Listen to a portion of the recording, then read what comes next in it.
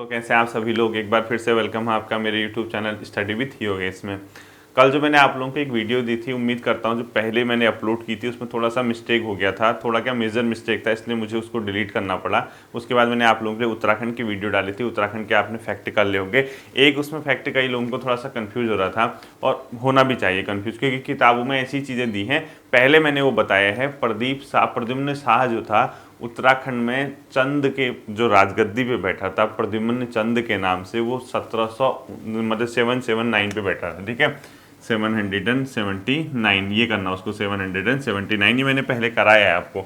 जो मैंने आपको बताया था कि जो प्रद्युम्न शाह था वो चंद की गद्दी पे ये प्रद्युम्न चंद के नाम से कब बैठा, 1779। ठीक है, इसको ध्यान रखना। तो आज की जो आप लोगों की वीडियो है, कई लोग ये कह रहे थे कि सर एक बार हमें, वैसे मैं एक बात बताता हूँ आपको, ऑफिशियली मेरी ये पहली वीडियो है कनिष्ठ सहायक के लिए। मैंने आज तक कनिष्ठ सहायक के लिए कोई भी वीडियो नहीं बनाई है, क्योंकि वो पुरानी विज्ञप्ति थी। वो शायद मार्च 2020 के आसपास उसका नोटिफिकेशन निकला था पहले। उसके बाद वो मतलब भर्ती जो थी पोस्टपोन हो गई थी, उसकी जो फॉर्म भरने की मतलब तारीख थी, क्योंकि बीच में कोविड की वजह से जुलाई वगैरह कहीं ओपन हुआ था। उस टाइम पे मैंने यूट्यूब भी शुरू नहीं किया था, ना मेरा कोई ऐसा पता था मुझे कि ऐसा करूँगा। लेकिन जब मैंने यूट्यूब पे पढ़ाना शुरू किया तो मेरा इंटेंशन पहले ये था कि कुछ समय तक मैं आप लोगों को बिना किसी फॉर्म को टारगेट किए हुए पढ़ाऊँ, और उसके बाद जब आधा हम लोग पहुँच जाएंगे, यानी बहुत मेजर सेक्शन जब हम कंप्लीट कर लेंगे, उसके बाद में आपको किसी पर्टिकुलर एग्जाम की तैयारी करूँगा। तो इसी बीच क्या हुआ, वीडियो बीपीडीओ की भर्ती निकल गई, वहाँ से मैंने अपना पहला बैच लेके चला था, और वीडियो बीपीडीओ वाला ही मेरा पहला बैच है। आप लोगों के लिए जो कनिष्ठ सहायक वाला है, इसमें मतलब जो आपका सिलेबस है, क्योंकि वो सिलेबस तो सेम चीज़ें हैं, तो हम लोग उसको भी देख रहे हैं। उसकी के आधार पे मैं आज आपको पहली इसकी वीडियो दे रहा हूँ। और अभी कितने 18-19 दिन बच्चे पड़े हैं। अगर 24 अक्टूबर को अगर आपका एग्जाम होता है, जब भी है 24-26 जब भी है, तो आप लोगों के लिए 18-19 दिन बच्चे हैं। इसमें क्या करना है क्या नहीं करना है मैं आप लोगों को बताता हूँ। सबसे पहले तो हम इसके सिलेबस के पर कतर देते हैं। पर कतर देते हैं का मतलब, देखो, साल भर हम जब हमारे पास समय होता है तो हम ये जानते हैं कि हमें क्या पढ़ना चाहिए क्या नहीं पढ़ना चाहिए, और हम ये कोशिश करते हैं कि हमारा कोई पोर्शन ना छूटे। क्योंकि जैसे वीडियो बीपीडीओ का एग्जाम होगा, मैं आप लोगों को एंशिएंट हिस्ट्री के फैक्ट जो बताए वो कराऊंगा एनसीईआरटी के, मेडिवल हिस्ट्री के फैक्ट एनसीईआरटी के कराऊंगा, जियोग्राफी के फैक्ट एनसीईआरटी के कराऊंगा। क्योंकि समय है, अभी तो तिथि तो आई नहीं है, तो अगर मैं उसको करा भी दूँ तो कोई बड़ी बात नहीं। लेकिन अगर वीडियो बीपीडीओ का एग्जाम 20 अक्टूबर को हो जाता, आज ये तारीख पता हो जाता, तो मैं क्या करता बताओ। ऐसे सेक्शन को तो छोड़ना पड़ता ना जहाँ से क्वेश्चन आने के चांसेस कम है।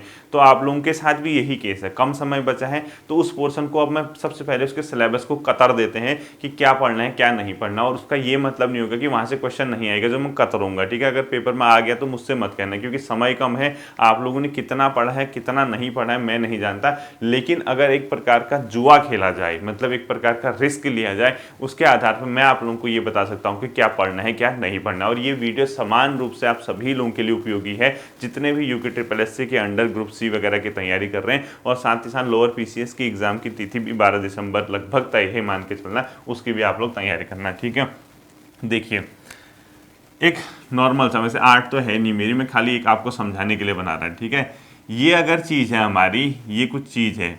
अब इसके अंदर हमने क्या देखना है, ये जो धड़ है ना, इसका गला, इससे नीचे ये पेट तक का जो पोर्शन है, इसको उत्तराखंड बोला जाता है। क्या बोला जाता है? उत्तराखंड। ये जो इसका सर है ना, इसका क्या बोला जाता है? हिंदी बोला जाता है। इसके हाथ, इसके यहाँ पैर, ये सब जीएस की शाखाएं हैं। GS history, GS geography, GS economy, GS computer plus reasoning, वो सब वगैरह। ठीक है, अब बताओ किस चीज़ के बिना आप नहीं रह सकते हो। अगर आपका मैं धड़ अलग कर दूं ये पूरे इससे, ठीक है, एक हाथ काट दिया जाए तोड़ दिया जाए चल जाएगा, इस हाथ को तोड़ दिया जाए काट जाएगा चल जाएगा, बच जाओगे। ठीक है, ऐसा नहीं है कि प्रॉपर लाइफ जी सकते हो, लेकिन बच जाओगे। पैर भी टूटता है तो सहारा मिलता है, लेकिन अगर गला ही अलग कर दिया जाए, ये पेट और ये पूरा पोर्शन काट दिया जाए, तो उत्तराखंड ही अलग हो जाए, तो एग्जाम तो निकलने से रहा। अगर सर फोड़ दिया जाए, कहीं गलत नस टूट गई, तो हो गया, ये भी एग्जाम निकलने से रहा, क्योंकि शरीर में कुछ नहीं बचेगा। ठीक है, क्योंकि सबसे कोमल जो कोशिकाएं होती हैं, सबसे कमजोर जो सेल्स होते हैं, सबसे संवेदनशील जो सेल्स होते हैं इंसान की बॉडी में, वो उसके सर में ही होती है। तो हिंदी बहुत नाजुक चीज़ है आपकी। ठीक है, उसको कहीं गलत तरीके से मत पेश करवाना हिंदी को। ये आपका सर अगर गलत जगह पड़ गया तो हो गया, कहीं काम बर्बाद न कर दे। तो ये हिंदी है, ये जो धड़ से नीचे का और ये यहाँ तक का पोर्शन है, ये उत्तराखंड है। हाथ पैर सब मिला के चल जाता है उत्तराखंड वगैरह की जीएस वगैरह है। अब देखिए, सबसे पहली बात आती है क्या क्या छोड़ना है। क्योंकि कम समय बचे हैं, छोड़ने की जो बात आती है, ठीक है। सबसे पहला वर्ल्ड हिस्ट्री। वर्ल्ड हिस्ट्री, अगर आप लोगों ने मेरे साथ वर्ल्ड हिस्ट्री पढ़ी थी तो एक बार ऊपर ऊपर ही सरसरी निगाहों से देख लो, सिर्फ कोई इंपॉर्टेंट फैक्ट है, उसके अलावा वर्ल्ड हिस्ट्री मत देखना। अब पेपर में question by chance world history से आगे तो मुझे गाली देने की जरूरत नहीं है कि आपने कहा था मत छोड़ दो। मैंने तो ये भी कहा था कि वर्ल्ड हिस्ट्री पढ़ो जब मैं पढ़ाता था, कहा तो था ना। लेकिन आज के समय में क्या स्थिति है, आपके पास समय कम है, वर्ल्ड हिस्ट्री से क्वेश्चन आने के 1% चांस रहते हैं, 1%। आज तक के पुराने पेपर उठा के देखना, रेयरली कहीं कहीं आपको वर्ल्ड हिस्ट्री के क्वेश्चन दिखे होंगे। पिछले कुछ समय में वर्ल्ड हिस्ट्री जैसे ही पेपर में आई, यहाँ पे मतलब तहलका हो गया उत्तराखंड में स्टूडेंट्स के बीच कि आयोग वर्ल्ड हिस्ट्री पूछने लग गया, वर्ल्ड हिस्ट्री पढ़िए, वर्ल्ड हिस्ट्री। मतलब भेड़ बकरियों की तरह जो पूछेगा वही भागे जा रहे हो, कभी वर्ल्ड हिस्ट्री छोड़ के दूसरी जगह एक क्वेश्चन पूछेगा, सब वही पढ़ने में लगे। वर्ल्ड हिस्ट्री प्री एग्जाम के आधार पे ऑल इंडिया लेवल पे बहुत कम ऐसे एग्जाम होंगे जहां विश्व इतिहास से संबंधित क्वेश्चन आते हैं, ठीक है। तो मैं तो ये कहूंगा कि मैंने तो पढ़ाया है, मैंने तो ऐसा नहीं किया कि आप लोगों को पढ़ाया नहीं है, ठीक है। आप लोगों ने अगर पढ़ा है, प्रॉपर तैयार किया, एक आध बार उसको रिवाइज किया, तब तो आपका काम बन जाएगा।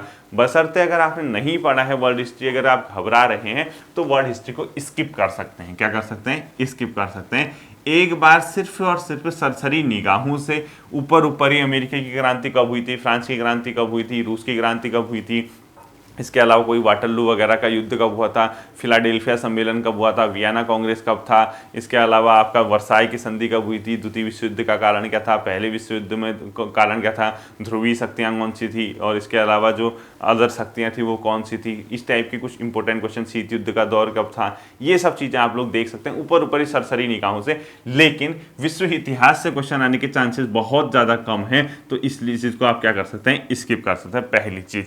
दूसरी चीज, इंडियन हिस्ट्री के पोर्शन के अंदर आप लोग आ जाइए, ठीक है। मेडिवल हिस्ट्री में मध्यकालीन भारत में गुलाम वंश, खिलजी वंश, तुगलक वंश, सैयद वंश, लोदी वंश, मुगल वंश, ये एक सीरीज है जो आपका किसका आता है? मध्यकालीन भारत का मेजर सेक्शन है, ठीक है। आप लोगों को क्या करना है? खिलजी वंश, थोड़ा सा अलाउद्दीन खिलजी के बारे में देख लेना। किसके बारे में? अलाउद्दीन। तुगलक वंश, थोड़ा सा मोहम्मद तुगलक के बारे में, मोहम्मद तुगलक और फिरोज तुगलक, मोहम्मद तुगलक और फिरोज तुगलक, ठीक है। ये हो गया आपका गुलाम वंश है। गुलाम वंश में थोड़ा सा बलवन इल्तुतमिश, बलवन और इल्तुतमिश, ठीक है, इल्तुतमिश, बलवन और इल्तुतमिश, थोड़ा सा रजिया सुल्तान। यहाँ अलाउद्दीन खिलजी, इधर आपका मोहम्मद तुगलक और फिरोज शाह तुगलक। सैयद वंश स्किप, लोदी वंश थोड़ा सा चाहे तो स्किप। मुगल वंश में थोड़ा ध्यान रखना, अकबर, शाहजहां, अकबर जहांगीर भी लिख दो, जहांगीर, शाहजहां और औरंगजेब, ठीक है। इनके बारे में अगर आप लोग थोड़ा थोड़ा हाईलाइटेड चीज देखते हो तो आप लोगों का काम बन जाएगा। इसके अलावा मध्यकालीन भारत भी आप लोग स्किप कर सकते हैं। क्वेश्चन आने के चांसेस जिस प्रकार से वर्ल्ड हिस्ट्री से कम रहते हैं, उसी प्रकार मध्यकालीन भारत से भी आपके क्वेश्चन आने के चांसेस कम रहेंगे। इसका कतई भी ये मतलब नहीं है, इसका कतई भी ये अर्थ न लगाया जाए कि मेरे द्वारा आपसे ये कहा जा रहा है कि इसको मत पढ़ो, इससे पेपर में क्वेश्चन नहीं आता है। मेरे द्वारा सिर्फ इतना कहा जा रहा है कि समय कम बचा है, 20 दिन बचे हैं। अगर आपने इन चीज़ों को नहीं छुआ है, इसको टच नहीं किया है, तो आज के दिन इसके पीछे ज़बरदस्ती मत भागना, पहले कह रहा हूँ। दूसरी चीज़, कम समय बचा है, इसके आधार पर मेरे द्वारा ये कहा जा रहा है, हाँ अगर आपके पास समय होता मैं तो कराऊंगा, मैं तो अभी तो नहीं करा पाऊंगा क्योंकि वीडियो तो हो जाएगा, लेकिन अभी सडनली मेडिवल हिस्ट्री के इंपॉर्टेंट क्वेश्चन कहाँ से लेके आऊँगा बताओ? उसके लिए मुझे समय निकालना होगा। सब कुछ सही रहा, अगर टाइम बच गया तो मैं करा दूंगा, लेकिन अब मुझे देख तो क्या होता है, कहाँ तक कंडीशन पहुँचती है। ल्यूसेंट अगर आप पढ़ रहे हैं तो अब इसमें भी क्या करना है, देखो इसमें भी किसी शासक का कब पैदा हुआ, कब मरा, ये कुछ भी नहीं पढ़ना है, ठीक है। किसके साथ रिश्ता था, किन के साथ शादी वगैरह के संबंध थे, बीबियां कितनी थी, रानियां कितनी थी, कुछ भी नहीं पढ़ना है इस टाइप की चीज। इसके अंदर अगर कोई पोर्शन देखना है, आर्ट एंड कल्चर, इसका क्या मतलब है? कला और संस्कृति, इनके द्वारा क्या निर्माण किए गए, स्थापत्य कला, जैसे आप पढ़ते हैं औरंगजेब ने कोई मतलब किसका मकबरा बनाया, जहांगीर ने किसका बनाया, या इसका मकबरा कहाँ है, इस टाइप की चीज़ें। इसके अलावा कौन सी फेमस मस्जिद थी या कोई इस टाइप की चीज़ अगर इन्होंने की है, वो सबसे ज़्यादा फोकस करना है। और साथ ही साथ इनके द्वारा लड़ा गया फेमस युद्ध, इनके द्वारा लड़ा गया फेमस युद्ध, उसका ईयर याद रखना है, ठीक है, और किसी संधि के माध्यम से अगर वो समाप्त हुआ। साथ ही साथ शिवाजी का प्रशासन देख लेना मध्यकालीन भारत में। शिवाजी के दरबार में जो अष्टप्रधान वगैरह थे या अष्टछाप जो थे, जो भी थे, अष्टप्रधान वगैरह जो भी कहते हैं हम लोग, वो उनमें से जो मंत्री थे, जैसे विदेश मंत्री को क्या कहा जाता था, इस टाइप के जो 8 लोग इसके दरबार में बैठते थे, उनको क्या पद थे उनके पास, ठीक है, यानी वित्त मंत्री कौन होता था, मुख्यमंत्री कौन होता था, पेशवा कौन होता था, शिवाजी का। मध्यकालीन भारत में एक शिवाजी को देख लेना। और एक थोड़ा सा विजयनगर साम्राज्य, इसके अंदर कौन था? विजयनगर, विजयनगर, ठीक है, विजयनगर साम्राज्य किसके समय में स्थापित हुआ था, किन लोगों ने किया था? और कृष्ण देवराय वगैरह, इन लोगों के बारे में हल्का फुल्का आइडिया, तो इससे आपका मध्यकालीन भारत कंप्लीट हो जाएगा। अब ये नहीं कि वहां जाके पढ़ने में लगे हो कि तराइन के युद्ध कब हुए थे, पृथ्वीराज चौहान कौन था, ये वो, ये यहाँ से क्वेश्चन आने के चांसेस बहुत कम हैं।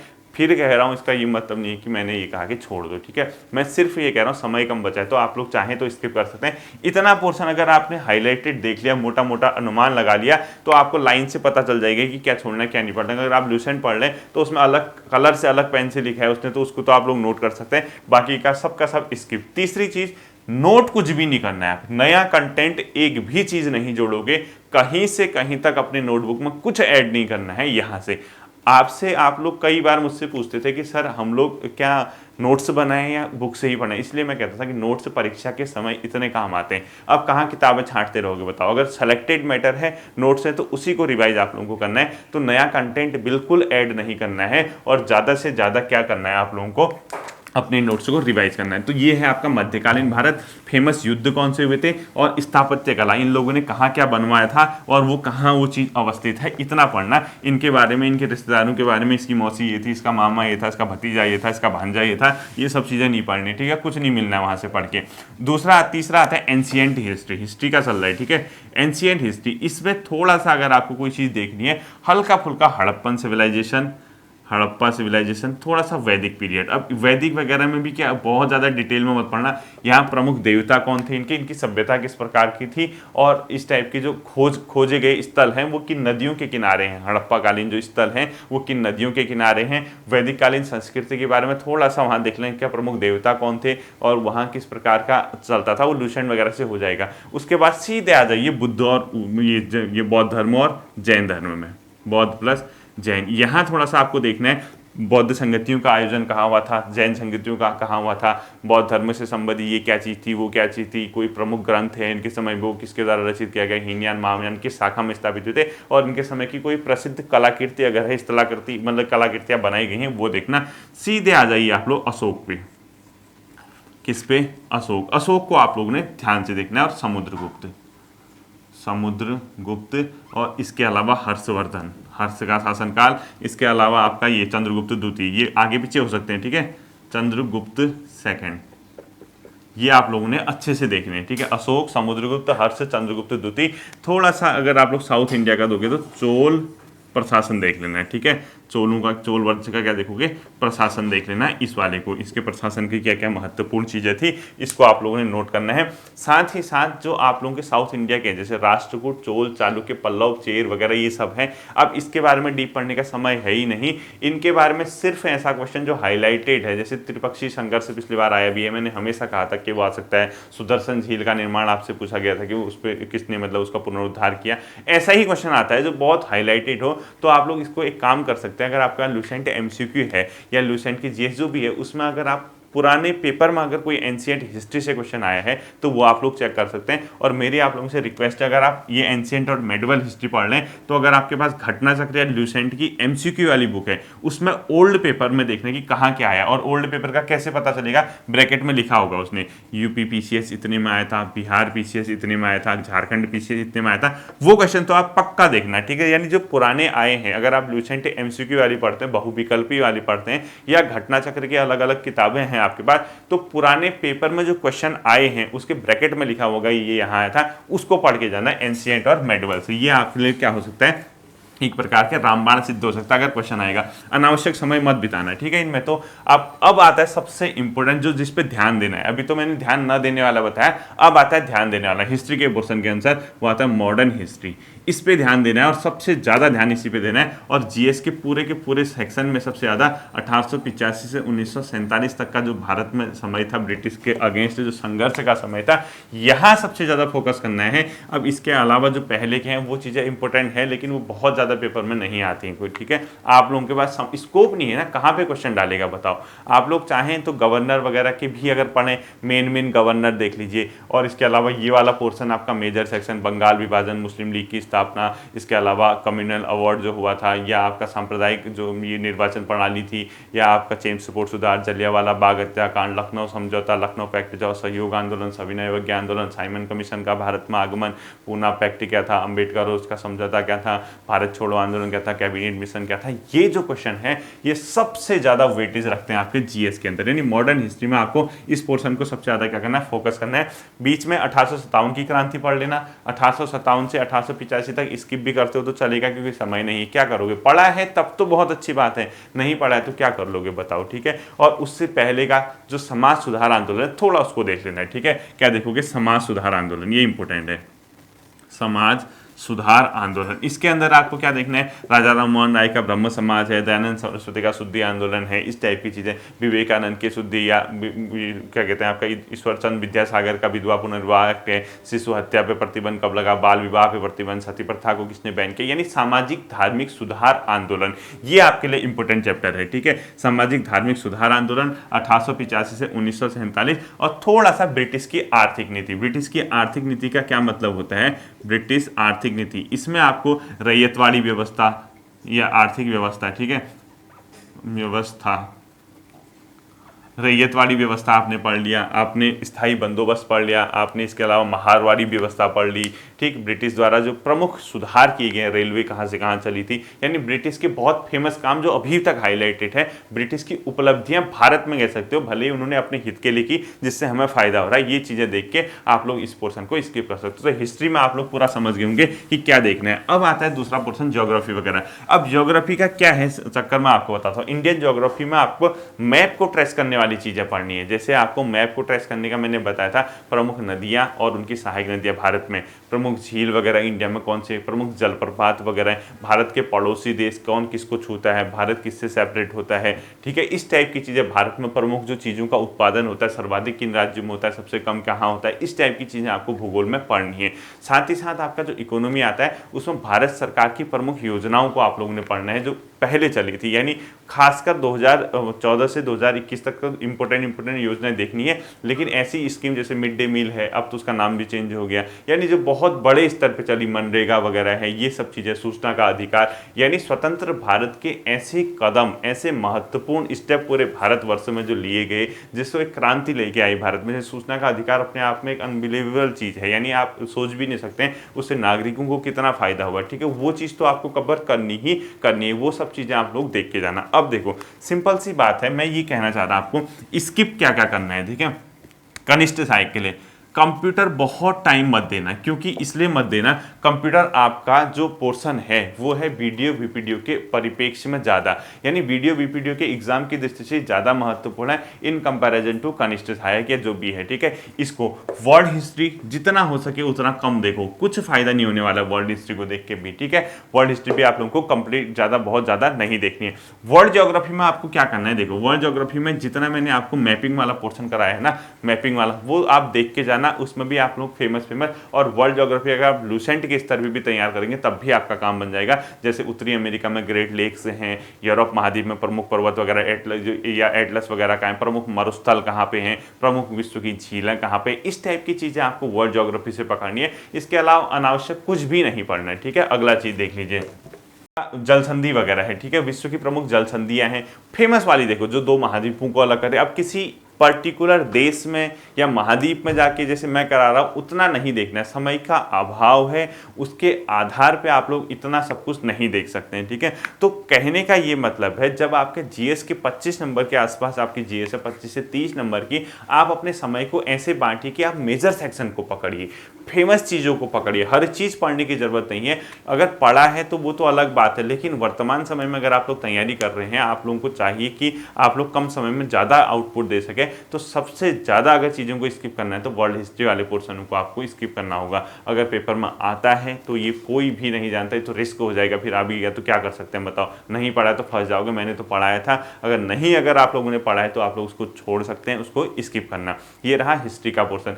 अब आता है मतलब जीएस का पोर्शन, ठीक है। भूगोल का मैं आपको बता चुका हूँ किस प्रकार से तैयार करना है। ज्योग्राफी का वही देखो, सिर्फ और सिर्फ अगर जीएस तैयार करने फिलहाल के लिए आप पुराने पेपरों में जो आए हैं, उत्तराखंड में नहीं, उत्तराखंड से अदर स्टेट में जो आए हैं, ब्रैकेट में आपको ल्यूसेंट एमसीक्यू की कहीं ना कहीं दिख जाएगा वो कहाँ कहाँ था, वहां से आप लोग तैयार कर लीजिए। और मेरी मानते हैं तो ये सबसे बढ़िया तरीका है। अभी आज के दिन आप ल्यूसेंट एमसीक्यू वाली कीजिए, यानी 20 दिन बचे हैं, आप ल्यूसेंट जीएस मत कीजिए, आप ल्यूसेंट एमसीक्यू कीजिए और ज़्यादा से ज़्यादा समय उन क्वेश्चनों की ओर दीजिए जो पुराने पेपर में आए हैं, जिसका पता आपको कैसे चलेगा मैं आपको बता चुका हूँ। क्योंकि ल्यूसेंट जीएस पढ़ेंगे तो उसमें आपका टाइम लग जाएगा, टाइम टेकिंग होगा। दूसरा देखो, जीएस में सिंपल सा, चलो बात खत्म करो, जीएस का एक काम करते हैं, जीएस एक काम करो, जीएस ल्यूसेंट एमसीक्यू पढ़ लो आजकल, ल्यूसेंट एमसीक्यू। और इसमें भी सर्वाधिक ध्यान किसमें देना है, ल्यूसेंट एमसीक्यू वाली बुक जो है बहुविकल्पी, सबसे ज़्यादा अगर ध्यान देना है जो पुराने पेपर में चीज़ें आई हुई हैं उसके ब्रैकेट में लिखा होगा ये सन था, ये सन था, ये कब आया था, ये करना है, ये जीएस की बात खत्म करो, ठीक है।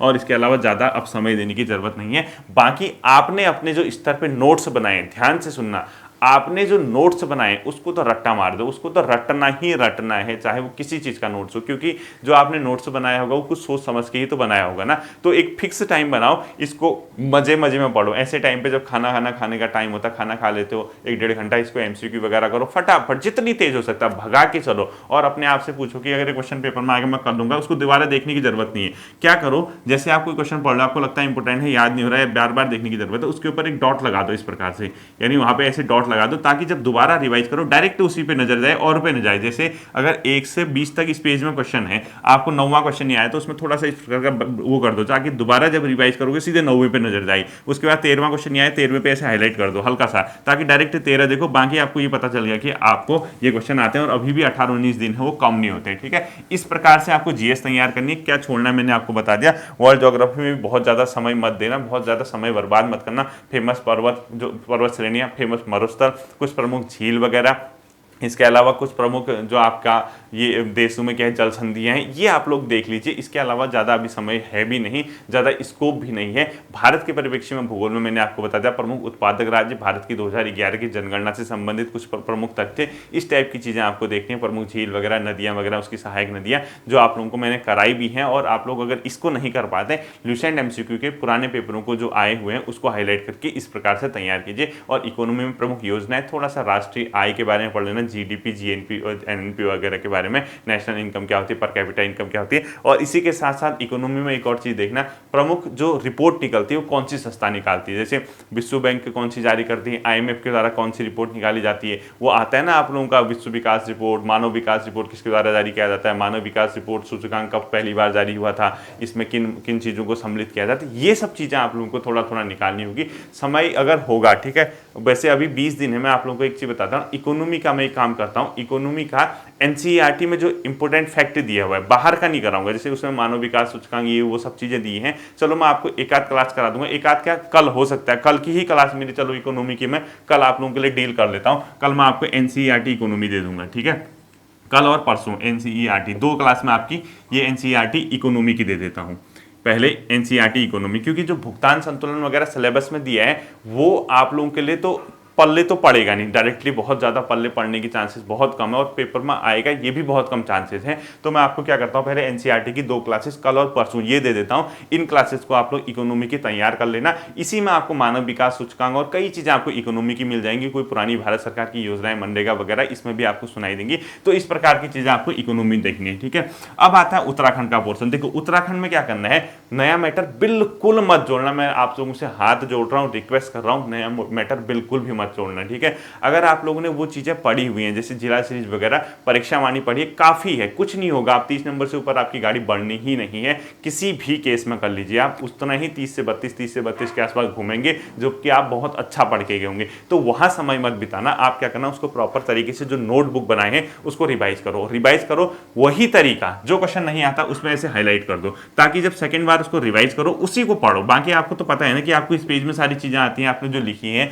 आप इसको इजीली कर लेंगे, तो आप उस चीज को छोड़ दीजिए, जहां नहीं आता उसको हाईलाइट करके उसको आप लोग क्या कर दीजिए, स्किप करके आगे बढ़िए, ठीक है। हिंदी, और तीसरा चीज आता है हिंदी। हिंदी में क्या है, हिंदी का थोड़ा सा रिस्क है। हिंदी में कहता हूं कि हमेशा से रिस्की सब्जेक्ट रहा है, कुछ नहीं कहा जा सकता, क्योंकि हिंदी कमजोर ही रहती है 99% लोगों की। वो क्योंकि ऐसे टर्मोलॉजी घुसेड़ देता है, बीच में ऐसे शब्द आ जाते हैं, हम लोगों को खुद ही पता नहीं चल पाता कि क्या बोल दिया, इतना कंफ्यूजन क्रिएट करता है। तो हिंदी का क्या है, देखिए, विलोम, पर्यायवाची और कुछ ऐसे शब्द हैं जिस पे आप लोग अभी पढ़ना ही पढ़ना है, उसको छोड़ना नहीं है, क्योंकि वो एक एक नंबर की चीज़ें बहुत ज़्यादा लोड आप लोगों के लिए एग्जाम में कर देती हैं वरना। तो आप लोग उसको देखना ही देखना। बाकी जैसे जो पहला चैप्टर है उसको अच्छे से तैयार कर लीजिए, जहाँ स्वर व्यंजन वाला है ना, स्पर्श व्यंजन क्या होते हैं, क्या होते हैं, कंठ, मूर्धन्य, ये वो वाला चैप्टर तो अच्छे से देखना ही है। आप लोग एक बार सरकारी पत्र, अर्ध सरकारी पत्र वो मैंने कराया था, उसको अच्छे से रिवाइज कर लेना। साथ ही साथ आपको जो हिंदी साहित्य का पोर्शन है, लगभग 2 क्वेश्चन वहाँ से आने चाहिए। मैंने उसकी जो वीडियोस कराई हैं, लास्ट की 2 और एक्स्ट्रा वीडियो कराई थी मैंने, शायद उसके फैक्ट की प्लेलिस्ट में, उसके अगर आपने क्वेश्चन नोट किए तो उन क्वेश्चनों को आप लोग देखना, आपसे रिक्वेस्ट है। बाकी वो आपने नोट्स बनाया होगा, उसकी रचनाएं पढ़ना, किसी का जन्म कब हुआ, पैदा, ये मत पढ़ना, कोई रचना पढ़ना। अगर उसके लिए किसी पर्टिकुलर किसी उसकी रचना के लिए उसका अवार्ड मिला है वो देख लेना, उसकी कौन सी रचनाएं हैं वो देखना, और कोशिश करना जो लोकल नाम लगते हैं आपको, मनोहर श्याम जोशी, शेखर जोशी, इनसे क्वेश्चन, शैलेश मटियानी, यानी जो उत्तराखंड से ज़्यादा लिंक करते हैं उससे क्वेश्चन आने की ज़्यादा संभावना आपकी हिंदी में रहेगी।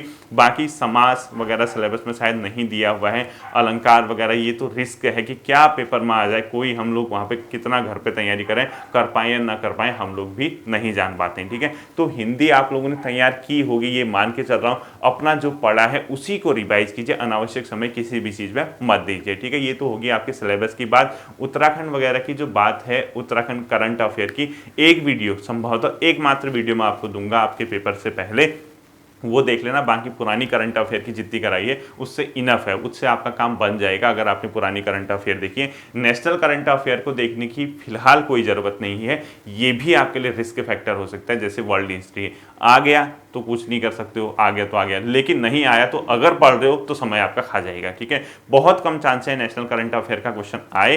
तो आप लोग एक काम करना, वर्ष 2020 के महत्वपूर्ण घटना देखना। अगर कोई सरकार ने कोई स्कीम लॉन्च की है या कोई बड़ा, बहुत बड़ा इवेंट हुआ है, बहुत बड़ा, बहुत ज़्यादा हाईलाइटेड इवेंट हुआ है, तो उसको नोट करना। अनावश्यक चीज़ें, किसी राज्य में स्कीम, इस राज्य ने ये चला रखा, उस राज्य ने चला रखा, ये पेपर में नहीं आता है अब, ठीक है। इस टाइप की चीज़ें आपको नहीं पढ़नी। अब अंतिम जो आपकी बात आती है वो आती है एग्जाम प्रेशर हॉल में एग्जाम को कैसे करेक्ट करें, यानी एग्जाम के दिन उस प्रेशर को, उस एंजाइटी से कैसे उभर कर आए जो एग्जाम में होते हैं। देखिए, सबके साथ होगा, भूख लगेगी नहीं, जैसे कल पेपर है, आज रात से भूख मिट जाएगी, सुबह सुबह वोमिटिंग करने का मन होगा, एग्जाम में जाओगे एक दूसरे को देखोगे, तनाव होगा, पसीना, पसीना तो कहाँ होता है, ठंडी के दिन आएगी। वो तो मैं सपना था मेरा कि टिन तप रही होगी, वो तो तपेगी नहीं क्योंकि ठंडी के दिन आ गए। अभी कई लोग ऐसे भी होते हैं, वो क्या करते हैं, जैसे मतलब देखना, पेपर हॉल में जाओगे, एक एक करके मुआयना करना, 1 घंटा पहले चले जाना एग्जाम देने इस बार, ठीक है। जैसे 10 बजे से तो 8 बजे पहुंच जाना, सबको देखना, सबके फेस देखना, एक दूसरे को देखना। वो कई लोग उसमें क्या होते हैं, इतने नोट्स बना के लाते हैं, पढ़ते हैं। वो मतलब जैसे कॉलेज टाइम पे नहीं पढ़ते थे हम लोग, हमें क्या पता होता था कि जैसे यूनिवर्सिटी में है वहाँ पता रहता था, या हाई स्कूल इंटर में 1 क्वेश्चन 2 क्वेश्चन फिजिक्स वगैरह करोगे तो डेरिवेशन फिक्स आते थे कि आएगा ही आएगा, मतलब ये तय रहता था कि वो आए। अब वो समझ तो आता नहीं था, रटना ही रटना है, क्योंकि 10 बजे से पेपर है तो 9:45 तक तो रटना ही रटना था, उसको देखे रहते थे कि कैसे रटना है, कैसे रटना है, कैसे लिखना है। अभी भी ऐसे लोग होते हैं, वो पेपर देने आए होंगे, उनको समझ नहीं आता कि कंपटीशन एग्जाम है, टिक मारना है, उसमें क्या भाई यहाँ लेके याद करने में लगे, उससे क्या फायदा होगा बताओ। या तो मैं डेरिवेशन वगैरह कोई बड़ी थ्योरेटिकल चीज़ें लिखनी होती जिसका क्वेश्चन आना निश्चित था। कॉम्पिटिशन में तो पता ही नहीं रहता कि क्या आएगा क्या नहीं आएगा, कुछ कोई नहीं जानता है उसको, वो तो आपका ज्ञान है, सामान्य ज्ञान है उसको। कई लोग क्या करते हैं, इतने इतने नोट्स बना के लाते हैं, उसमें क्या होगा, उसमें लिखा होगा, बड़ा सा हेडिंग लिखा होगा पेड़ में, उत्तराखंड ग्रुप सी की एग्जाम, बीडीओ बीपीडीओ कनिष्ठ सहायक भर्ती परीक्षा 2000 इतना, वो उसको पढ़ते हैं बढ़िया करके। ऐसा कुछ नहीं होता। इंजॉय कीजिए, एक दूसरे का मुंह देखिए, आराम से इंजॉय कीजिए, बहुत मजा आएगा आपको, ठीक है। पेपर देने में घबराने की जरूरत नहीं है। जब पेपर हाथ में आ जाता है भगवान का नाम लीजिए, ऊपर वाले का नाम लीजिए कि आपको वो साथ दे दे, आपने मेहनत की है, वो हल्का सा आपको बैकअप दे दे, एक पुश मार के दे दे पीछे से कि हाँ तू कर लेगा। जब पेपर हाथ में आता है, अगर जहां नहीं बन रहा है पेपर उसको पहले ही मत कर दीजिए आप। मैं तो क्या करता था, अब मैं सबका नहीं जानता, मैं क्या करता था, पेपर आया, पहला क्वेश्चन आ गया, मुझे टिक मारा, दूसरा आया, तीसरा नहीं आया, चौथा नहीं आया, पांचवा नहीं आया, मैं भाग जाता था यहाँ से। मैं अपनी रियल बता रहा हूँ, जैसे मैं क्वेश्चन है, क्वेश्चन नंबर 1 आया मुझे, क्वेश्चन नंबर 2 आया, बट मुझे तीसरा चौथा पांचवा नहीं आया, मैं क्या करता था, अपनी मतलब एग्जाम का जो प्रेशर है अपने ऊपर नहीं लेता था, एग्जाम को प्रेशर दे देता। मैं क्या करता था, ये पेज पलटा देता था, क्योंकि मैं पेज पलटा के लास्ट क्वेश्चन जीएस का क्वेश्चन नंबर 100 आ गया, 99 आ गया, फिर 98 नहीं आया, 97 आ गया, गोला मार दो, 96 नहीं आया, 95 गोला, फिर 2-3 क्वेश्चन नहीं आए, फिर क्या करता था, पेज पलटा के बीच में 56वां आ गया, 58वां आ गया, 62वां आ गया, 63 आ गया, 64 आ गया, फिर बीच में गायब हो गए, फिर पहले 15वां आ गया, 18वां आ गया, 19 आ गया, 20 आ गया। मैं तो ऐसा ही करता था। अब मैं सबकी नहीं कह रहा कि क्या, इससे क्या होता था, मैं खुश रहता था पेपर देने में। यानी क्यों, मैं यहाँ से जब क्वेश्चन से तीसरा चौथा पांचवा क्वेश्चन मुझे नहीं आ रहा, मैं वहाँ पसीने पोंछूं अपने अपने मतलब जो मेहनत है उसको मैं कोसूं कि यार ये क्या हो गया, मैं क्या पढ़ के आया था, क्या हो गया ये। अब मैं यहाँ कर रहा, मैं यहाँ क्वेश्चन करने में लगा, मैंने देखे ही नहीं, मैंने पढ़े ही नहीं क्या पेपर में आया, मैं क्यों पढ़ूं बताओ, जब मुझे पता है कि मुझे नहीं आ रहा। मैं ये अब पता लगा वहाँ 10वां भी नहीं आया, 12वां भी नहीं आया, 13वां भी नहीं आया, इस चक्कर में पता लगा यहाँ का क्वेश्चन गलत हो गया। इससे अच्छा क्या है, पेपर आया हाथ में, बढ़िया करके पेपर करने गया और सोचा कि यार आज तो टॉप कर ही दूंगा। ये रहा पेपर, 1 आया, 2 आया, 3 आया, 4 5 6 गायब हो गए, पढ़ा ही नहीं। अब क्यों यहाँ पढ़ने लगा, पता लगा इसको पढ़ने के चक्कर में इतना दिमाग खराब हो गया, वही नर्वस हो गया और वही जो आने वाले क्वेश्चन हो गए गलत हो गए। इंजॉय करते रहा, पीछे पॉजिटिव एटीट्यूड जो आता है वो करते रहो। 99 97 96 फिर गायब हो गए, 56 57 54, इसे आगे पीछे करते रहा।